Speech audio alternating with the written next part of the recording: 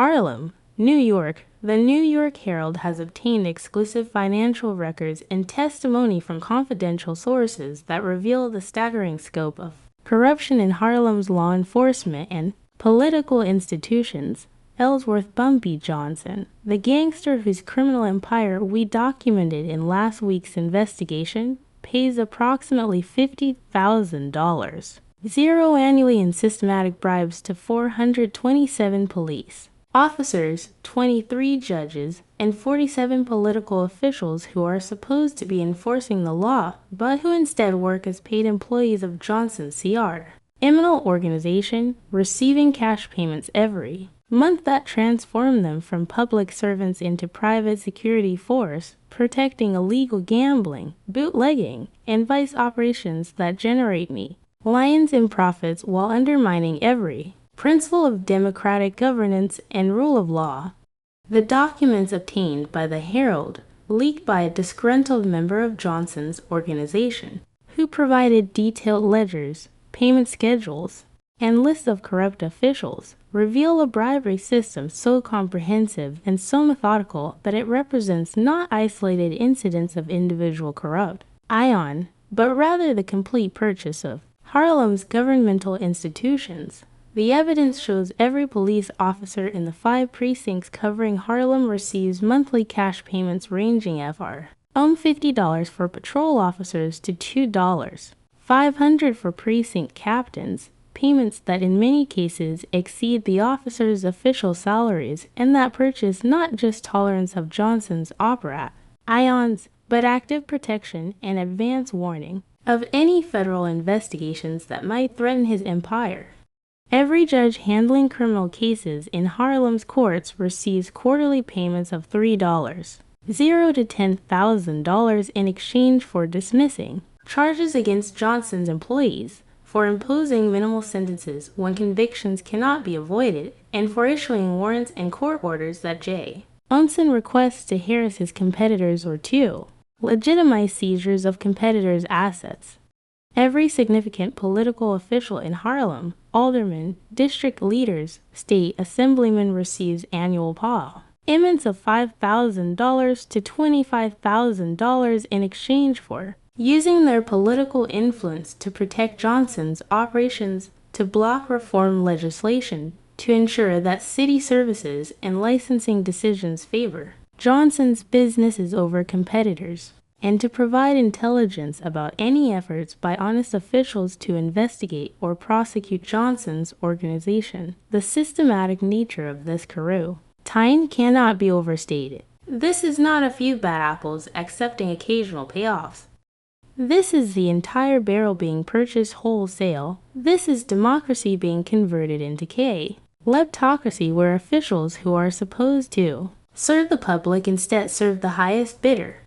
And that bidder, with $5 million in annual income from illegal enterprises, can afford to outbid legitimate government for the loyalty of officials who have sworn oaths to uphold the law. The implications are profound and terrifying. There is no law enforcement in Harlem. Police who are supposed to protect citizens instead protect criminals. Judges who are supposed to administer justice instead administer Johnson's will. Politicians who are supposed to represent constituents instead represent Johnson's interests. The entire structure of government in Harlem exists not to serve citizens, but to facilitate criminal enterprise. And every official who is supposed to resist this corruption has been purchased, intimidated, or driven out, leaving a community of 200,000 residents without genuine protection from either crime or from the criminals who have captured their government. The financial records provided to the Herald consist of over 400 pages of handwritten ledgers maintained by Raymond Juniberg, Johnson's financial manager, documenting every bribe payment made between January and September. The ledgers use codes rather than actual names. Police officers are identified by badge numbers, judges by court assignment numbers, politicians by district numbers, but our investigation has matched these codes to actual individuals by cross-referencing payment amounts and timing with known assignments and by confirming details with confidential sources within the police department. And within Harlem's political community, the ledgers reveal payment structures that are remarkably sophisticated and that demonstrate Johnson's organization operates with accounting precision that rivals legitimate corporations. The NYPD's 28th precinct, covering central Harlem from 123rd to 145th Streets from 5th Avenue to St. Nicholas Avenue, has 140 sworn officers. According to Johnson's ledgers, all 142 officers receive monthly payments. Patrol officers, 98 officers, receive $50 per month each. Total monthly payout, $4,900. Annual cost, $58,800. The payment structure for patrol officers is straightforward. Every officer assigned to foot patrol or radio car patrol in the precinct receives $50 on the first of each month delivered by Johnson's bagman or visit officers at designated locations, typically bars or restaurants where officers gather after shifts. The payment purchases multiple services. Officers ignore Johnson's policy runners and call it tourists conducting business on the street. Officers provide advance warning before any raids on Johnson's operations, giving time to hide evidence.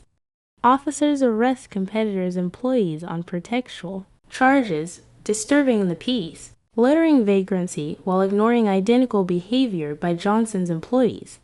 Officers refuse to investigate crimes against Johnson's competitors, robberies of policy banks, assaults on competitors. Employees treated as low-priority cases that receive minimal investigation. Sergeants, 18 officers, receive $150 per month each. Total monthly payout, $1 to $1,700. Annual cost, $30 to $1,400. Sergeants supervise patrol officers and have additional responsibilities in Johnson's bribery system. They coordinate which officers will provide intelligence about any honest co-PS who refuse bribes or who might report corruption. They ensure patrol schedules place corrupt officers in positions where they can best protect Johnson's operations. They intervene when incidents occur, arrests of Johnson's employees, complaints from citizens about policy operations to ensure cases are handled favorably or are made to disappear. Lieutenants, 8 officers, receive $400 per month each. Total monthly payout, $3, $200. Annual cost, $38,400. Lieutenants command shifts and have authority over which cases receive investigative resources. They ensure detectives assigned to investigate crimes involving Johnson's organization conduct perfunctory investigations that produce no useful evidence. They review arrest reports to identify cases that need to be dismissed or even before reaching prosecutors. They provide Johnson's organization with intelligence about federal investigations, FBI, Treasury Department, that might threaten operations. Captains, while officers, one commanding each shift, receive $1,500 per month each. Total monthly payout, $5,000. Annual cost, $60,000. The 28th Precinct Captain is the most crucial police officer. Alan Johnson's bribery network, Captain Thomas O'Grady, who commands the precinct's day shift, and Captain Michael Callahan, who commands the night shift, receive the highest payments because they have the most authority. They control raid schedules, ensuring that any raids on Johnson's operations are announced days in advance, allowing Johnson to temporarily shut down operations or to move evidence. They assign personnel, ensuring that any honest officers are kept away from areas where they might interfere with Johnson's operations. They control what information is reported to higher police officials or to federal authorities, suppressing information that might trigger investigations. They provide Johnson with intelligence about activities of rival criminals, essentially using police resources to help Johnson eliminate competitors. Total 28th Precinct monthly cost, $15,800. Annual cost $189,600. The pattern is identical in the other four precincts covering Harlem. 29th, 30th, 32nd, 34th precincts with 285. Additional officers receiving similar payments. Total annual cost for complete corruption of Harlem's police force, $427,000 paid to 427 police officers, representing approximately 85% of the total. Sworn officers assigned to Harlem. Approximately 63 police officers assigned to Harlem refused Johnson's bribes, attempting to maintain integrity despite overwhelming corruption around them. But these officers are systematically marginalized.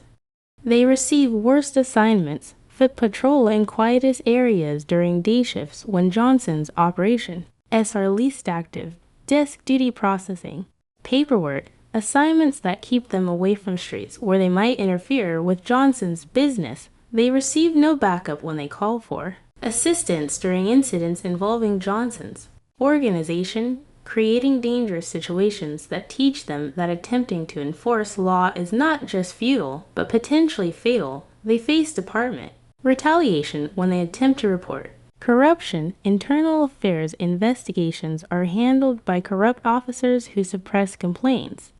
Honest officers are transferred to undesirable precincts. Some are pressured to resign through manufactured disciplinary charges. They face threats from Johnson's organization, anonymous warnings that their families will be harmed if they continue it, offering demonstrations of Johnson's knowledge about officers' home addresses and family members' routines, creating fear that makes continued resistance seem reckless. The systematic marginalization of honest officers demonstrates that corruption is not merely tolerated but is enforced, that the institutions supposedly fighting corruption are instead fighting against the few individuals attempting to maintain integrity. Johnson's ledgers document payments to 23 judges who handle criminal cases in courts serving Harlem. The payment structure varies based on judges' jurisdiction, tie-in, and usefulness. Municipal court judges, 8 judges, receive $3,000 quarterly. Total annual payment per judge, $12,000. Total annual cost, $96,000. Municipal court judges no misdemeanor cases, including most gambling and vice charges that are filed against Johnson's employees.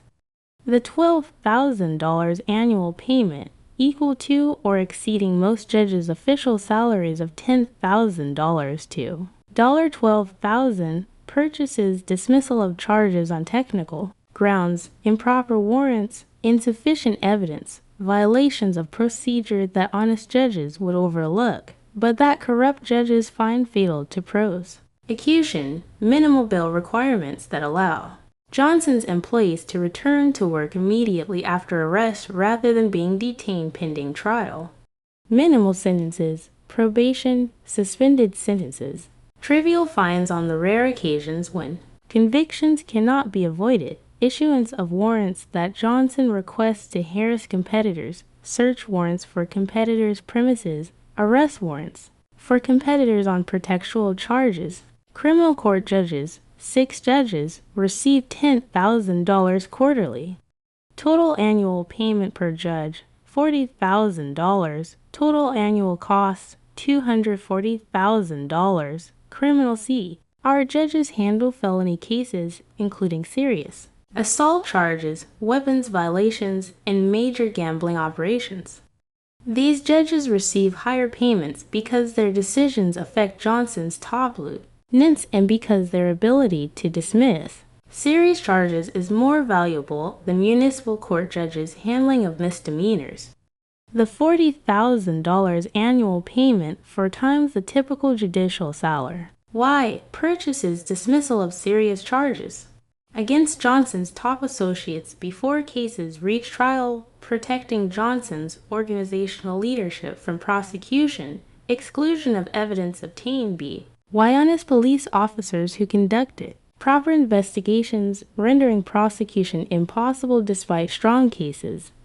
Instructions to juries that emphasize reasonable doubt to such degree that convictions become nearly impossible even with overwhelming evidence, light sentences on the rare occasions when convictions of Johnson's employees cannot be prevented, ensuring that even convicted employees return to work while still young enough to be useful. State Supreme Court justices, 9 justices, receive $5,000 quarterly. Total annual payment per justice, $20,000. Total annual cost, $180,000. State Supreme Court justices in New York handle major criminal trials and civil cases.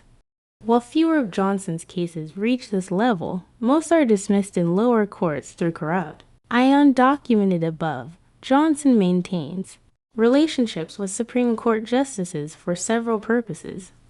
They can override lower court decisions if cases somehow result in convictions, ordering new trials, or reversing convictions on technical grounds. They handle civil cases where Johnson's organization sues competitors or where competitors attempt to sue Johnson, ensuring outcomes follow are Johnson's interests. They provide legal advice informally about how to structure operations to minimize legal vulnerability.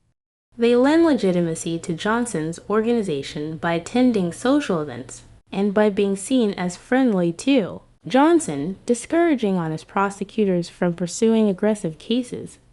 Total annual judicial corruption cost: municipal court, $96,000, criminal court, $240,000, Supreme Court, $180,000, total $516,000. This represents an extraordinary investment in judicial corruption, over $500,000 annually spent to ensure that Harlem's courts protect rather than prosecute Johnson's criminal enterprise. Beyond police and judicial corruption, Johnson maintains systematic bribery relationships with Harlem's political officials. City aldermen, 5 aldermen representing Harlem districts, receive $10,000 annually each.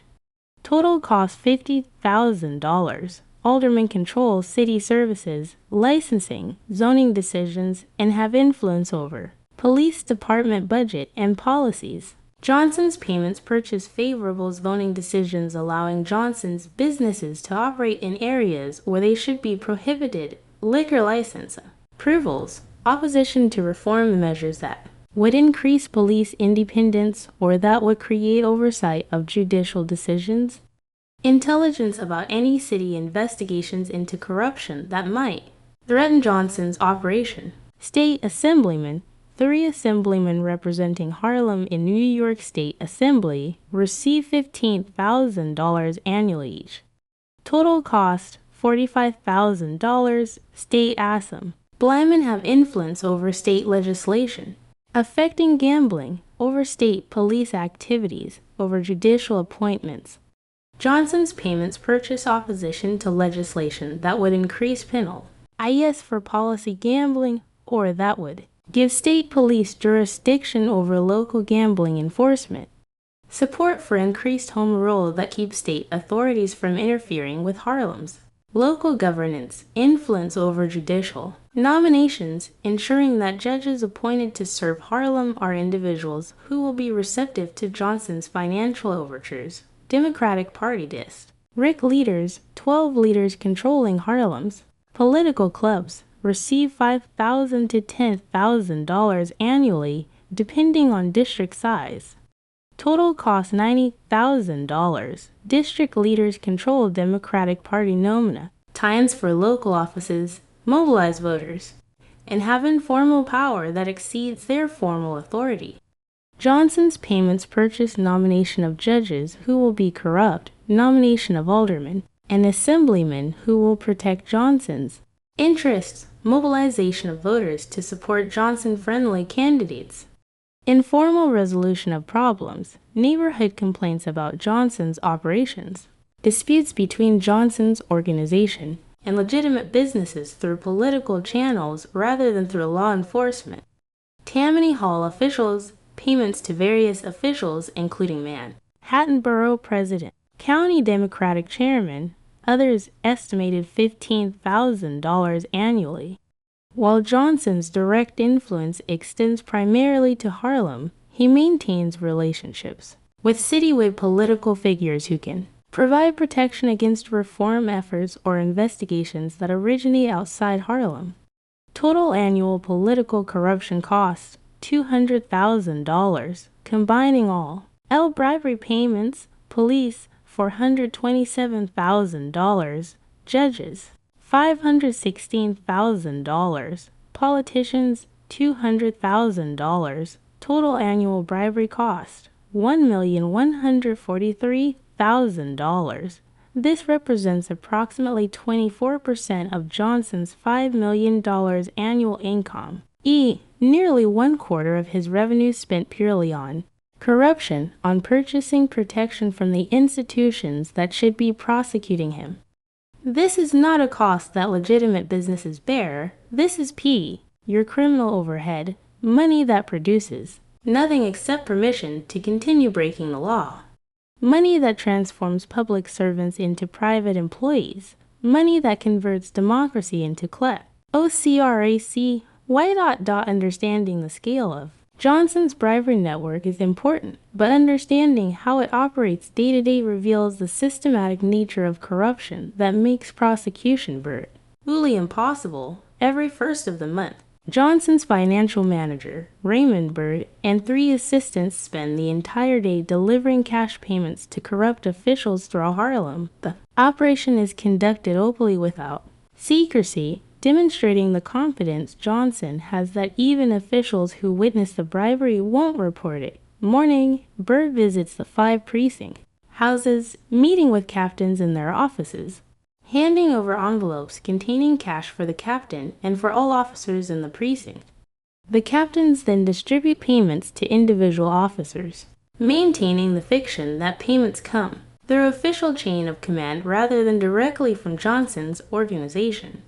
Afternoon, Bird visits judges, meeting them in their chambers, but in cases, delivering quarterly payments in envelopes that judges place casually in desk drawers, as if receiving such cash deliveries is routine and unremarkable. Evening, Bird visits political officials at their clubs, their homes, or at restaurants where they regularly dine, delivering payments in social settings that disguise bribery as friendly interactions between business associates. The brazenness of this monthly ritual, conducted in daylight in public buildings with Johnson's representative openly entering police precincts and courthouses, demonstrates how completely normalized corruption has become. No one questions Bird's presence. No one reports his activities because everyone understands that reporting would be futile. Any complaints would be suppressed by corrupt officials and dangerous. Retaliation against informers would be swift and severe. The bribery network provides multiple layers of protection for Johnson's operations. Layer 1. Prevention. Corrupt police prevent enforcement actions before they occur by refusing to investigate complaints about Johnson's policy operations, declining to pursue leads that might expose Johnson's businesses, suppressing information that might trigger federal investigations. Layer 2. Warning. When enforcement actions cannot be prevented, federal agents plan raids, hones. Officers stumble upon operations. Corrupt officials provide advance warning by alerting Johnson's organization before raids, allowing time to shut down operations and hide evidence. Providing details about what federal agents are investigating, allowing Johnson to destroy specific documents or to move specific operations. Identifying which honest officers are most dangerous, allowing Johnson to avoid those officers or to pressure them into transferring to other precincts. Layer 3. Interference.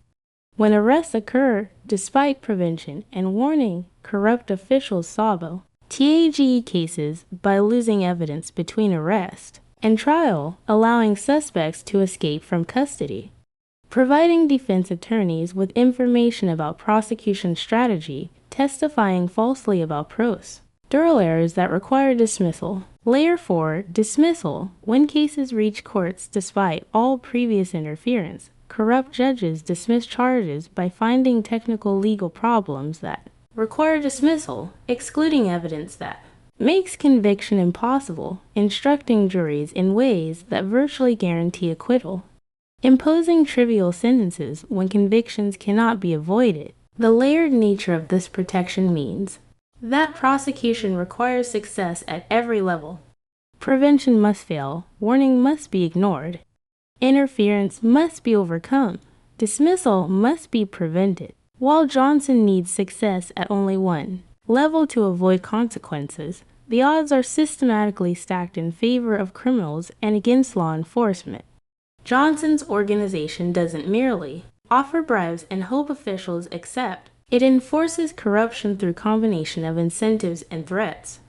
Financial incentives. Officers who accept bribes and who prove reliable receive anchor. Aces. Patrol officers can be promoted to $75 or $100 monthly if they provide particularly valuable intelligence or if they actively assist Johnson's operations beyond merely tolerating them. Career advancement. Corrupt officers receive better assignments, faster promotions, preferential treatment in department politics because precinct captains, themselves corrupt, control these decisions and defavor officers who participate in the corruption system. Threats. Officers who refuse bribes face escalating pressure. Social isolation from fellow officers who resent honest cops as threats to their bribery income. Dangerous. Assignments without adequate backup creating situations where refusing bribes literally risks officers' life. Anonymous threats against family members demonstrating that Johnson knows where officers live and can reach their families if he chooses. Frame criminal charges, planted evidence, false testimony from corrupt officers that destroy careers though. Officers who persist in honesty. Examples. The ledgers document at least for cases where police officers who initially refused bribes later accepted after experiencing retaliation. Officer Patrick Moore, 28th Precinct Patrol Officer, refused bribes for 3 months, was transferred to the most dangerous foot patrol in Harlem, was denied backup during a robbery call, and was severely beaten, and began accepting $50 monthly after recovering from his injuries. Officer William Jackson, 32nd Precinct Patrol Officer, refused bribes for 6 months, found his family harassed. Anonymous. Threatening phone calls. His children followed home from school, began accepting $50 monthly after Johnson's representative explained that accepting money would end the harassment. The enforcement corruption reveals that Johnson's system is not merely opportunistic, corrupting officials who happen to be corruptible, but is coercive, forcing even honest officials to become corrupt through combination of incentives and threats that make resistance unrealistic for all but the most dedicated or reckless individuals. The complete corruption of Harlem's law enforcement and judicial institution has created conditions where crime is effectively legal for Johnson's organization. Policy gambling, bootlegging, prostitution, even violence occur without any realistic risk of punishment because the institutions that should prosecute crime instead protect criminals. Legitimate businesses cannot compete. Businesses that obey laws cannot compete with Johnson's operations that have police protection that can use violence against competitors without fear of prosecution, that can obtain favorable regulatory treatment through corrupt political officials. Citizens have no recourse, and who are victimized by Johnson's organization cannot obtain justice because police won't investigate, prosecutors won't file charges, judges won't convict, and attempting to pursue Stitch independently risks retaliation from Johnson's organization. Democracy is meaningless. Elections produce officials who serve Johnson rather than constituents. Laws are enforced selectively based on whether violators have paid for protection. Government exists not to serve public, but to facilitate criminal enterprise. The human cost is incalculable. How many Harlem residents have been cheated, robbed, assaulted, or killed by Johnson's organization without receiving justice? How many families have been destroyed by policy gambling addiction that police could prevent, but instead protect? How much wealth has been extracted from Harlem's community to enrich Johnson and his corrupt network of officials? How many honest officers have been driven from the police department? How many honest judges have declined to serve in Harlem courts? How much faith in government and in law has been destroyed by the daily demonstration that justice is for sale? To the highest bidder, federal officials who have reviewed the Herald's evidence express shock at the scope of corruption, but acknowledge that federal prosecution will be difficult. U.S. Attorney for Sue, RN District of New York, declined to comment officially, but sources within his office indicate that federal mail fraud charges, income tax evasion charges, and civil rights violations are being investigated as potential bases for prosecuting Johnson and corrupt officials. FBI Director J. Edgar Hoover issued statement calling the corruption a disgrace to American law enforcement and promising the full resources of the Federal Bureau of Investigation will be deployed to root out the systemic corruption and to restore rule of law to Harlem. But federal officials acknowledge that prosecution faces enormous obstacles. Witnesses won't testify either because they're corrupt themselves, because they fear retaliation, or because they've lost faith that testimony will result in convictions. Evidence is difficult to obtain. Johnson's organization maintains few records. The ledgers obtained by the Herald are exception rather than rule. Conducts business through cash transactions that leave no paper trail and has years of practice avoiding federal scrutiny. Juries may not convict even if cases reach trial. Harlem juries may be sympathetic to Johnson, who is viewed by many as community leader rather than as criminal, or may be intimidated by implicit threats of retaliation against jurors who vote to convict. The scope is overwhelming, prosecuting 427 police officers, 23 judges, and 47 political officials would require resources that exceed what federal government has available, meaning that even if prosecutions succeed, they will likely be selective rather than comprehensive. The reality is that Johnson's bribery network, built systematically over 7 years and now deeply entrenched in Harlem's institutions, may be impossible to dismantle without fundamental reform of how Harlem is governed, reform that would require state or federal intervention on scale that is politically unlikely and that would face fierce resistance from both corrupt officials and from community members who view Johnson as preferable to the alternatives that legitimate government has historically provided to Harlem's colored residents.